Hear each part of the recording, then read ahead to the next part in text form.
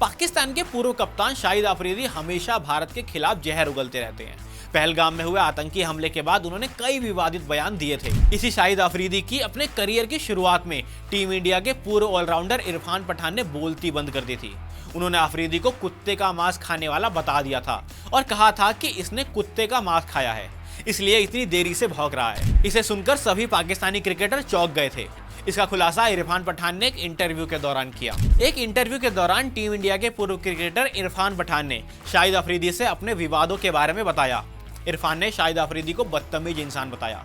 उन्होंने कहा कि मैंने अपने करियर में पाकिस्तान के पूर्व क्रिकेटर शाहिद अफरीदी को 11 बार आउट किया था। एक इंटरव्यू के दौरान शाहिद अफरीदी ने भी कहा था कि मैं असली पठान हूँ, इरफान नहीं है। इस पर इरफान पठान ने कहा कि मुझे लगा कि वो केवल मेरे बारे में नहीं बल्कि मेरे माता पिता के बारे में भी बात कर रहे हैं। अगर अफरीदी ने ये सब नहीं कहा होता तो मुझसे कोई दिक्कत नहीं होती, लेकिन निजी तौर पर बात करना गलत था, इसलिए मैंने भी उनको मुंहतोड़ जवाब दिया।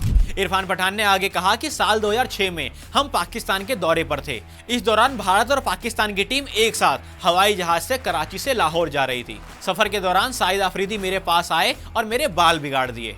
शाहिद ने मुझसे पूछा, कैसे हो बच्चे? इस पर मैंने कहा कि तुम कब मेरे बाप हो गए। इसके बाद अफरीदी नाराज हो गए और मुझे अपशब्द कहने लगे। उनकी सीट मेरे ठीक बगल में थी।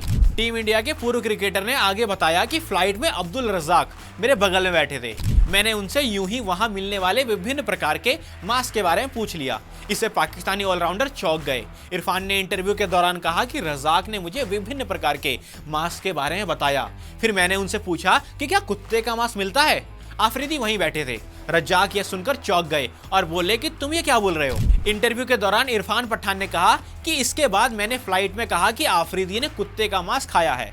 वो बहुत देर से भौंक रहा है। इसके बाद अफरीदी कुछ नहीं बोल पाए। वो जो भी कहते मैं बस यही कहता कि देखो फिर भौंक रहा है। इसके बाद अफरीदी पूरी फ्लाइट के दौरान चुप रहे। इस घटना से उन्हें समझ आ गया कि वो मुझसे जुबानी तौर पर नहीं जीत सकते। इस घटना के बाद अफरीदी ने कभी भी मुझसे कुछ नहीं कहा। हालांकि इस पूरी कंट्रोवर्सी के बीच आपका क्या मानना है बताइए कमेंट सेक्शन में।